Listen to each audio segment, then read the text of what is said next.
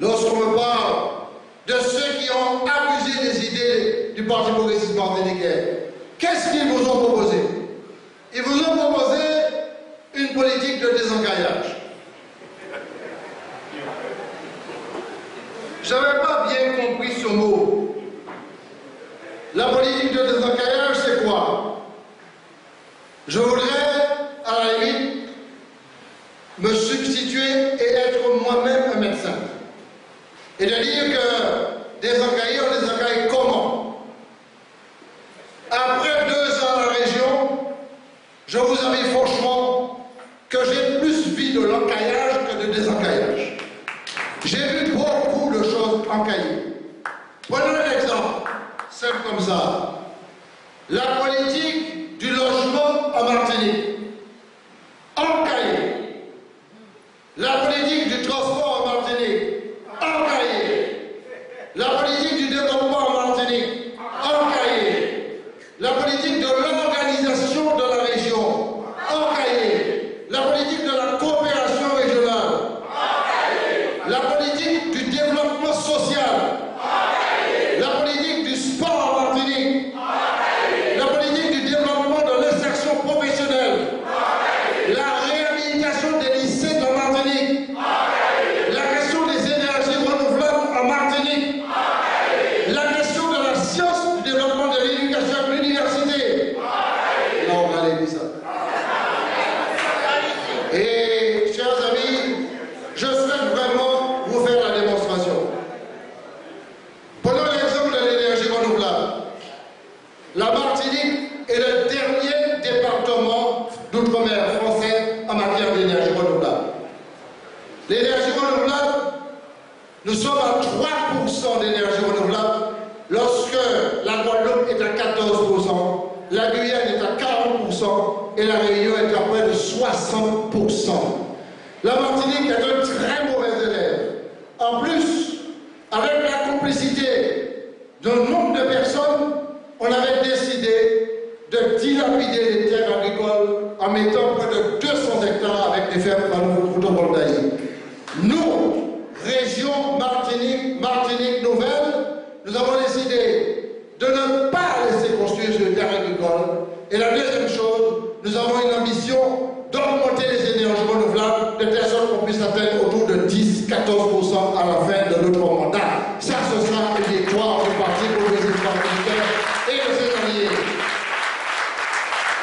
Nous avons, chose incroyable, une politique de l'habitat et du logement. Écoutez bien, on est passé de 2000 logements sociaux par an, sans établissement public foncier, alors on avait décidé de faire ça en 1995. Nous sommes passés de 1700 logements à 300 logements. Le chiffre, c'est exactement 260 logements par année. Incroyable. En 1 an, votre région a créé l'établissement public foncier. Lorsqu'on a vu qu'on a créé l'établissement public foncier pour acheter des terres, on nous a traduit devant les tribunaux pour casser notre délibération.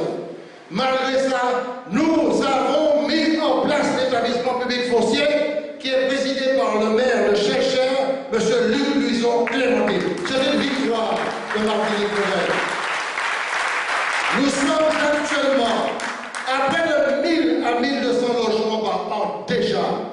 Et nous avons réglé le problème de Digne, où 1 millier de familles, jusqu'à présent, vivent sous les tentes bleues des grandes personnes âgées parce que l'ancienne collectivité avait décidé de ne pas mettre de l'argent pour réhabiliter les logements de Digne. Eh bien, en 2 ans, on a réhabilité et restauré près de 600 à 700 logements déjà, permettant aux grandes personnes de pouvoir être hébergées dans de bonnes conditions. Incroyable, mais incroyable. Nous avons aussi, en matière de lycée, écoutez-moi bien, 25 lycées à la Martinique. 25 lycées, 25 n'ayant pas reçu d'avis favorable de la commission de sécurité permettant l'ouverture des lycées. Manière provisoire, adidant, ou bien provisoire, frère. Un provisoire, adidant, ça là, incroyable. Quand je dis ça, je frémis. Parce que vous avez des enfants qui vont au lycée. Un enfant qui rentre dans un lycée qui n'a pas l'avis favorable de la commission de sécurité, c'est un danger permanent. 27 lycées sans avis favorable de la commission de sécurité. Je suis un expert de la commission de sécurité. Pour quelle raison il n'y avait pas de commission de sécurité? Parce que les commissaires, les pompiers ont donné l'avis défavorable. Mais on a découvert petit à petit ce qui se passait. C'est qu'à premièrement, il y a des gens, parce qu'ils sont ingénieurs, ils ont décidé de ne pas recruter d'ingénieurs pour ne pas les concurrencer. Et ils mettent des personnes remarquables intellectuellement, mais qui n'ont aucune formation d'ingénieur. Je le dis très clairement, c'est un crime intellectuel dogmatique du deuxième vice-président de la région vis-à-vis du peuple martiniquais et des jeunes martiniquais. En moins d'un an et demi, 10 lycées ont déjà reçu l'avis favorable de la commission de sécurité. C'est une victoire d'ensemble pour une Martinique nouvelle. Mais j'ai compris encore quelque chose. Je me suis dit, mais comment il y avait de l'argent et pourquoi on n'a pas réhabilité les lycées? Qu'est-ce qu'on les couvre? Eh bien, la dotation que l'État donnait, qui s'appelle la DRES, la dotation régionale d'équipement scolaire, l'État donnait 50 millions d'euros. Au lieu de prendre 50 millions d'euros pour pouvoir financer les lycées, réhabiliter, restaurer, etc., il prenait 25 millions. Et puis l'autre 25 millions, il a pris pour autofinancer d'autres opérations, pour se faire passer des grands grecs de la finance, parce qu'ils ne veulent pas recourir à l'emprunt. C'est un crime budgétaire vis-à-vis de la jeunesse martiniquaise. Ça va même plus loin.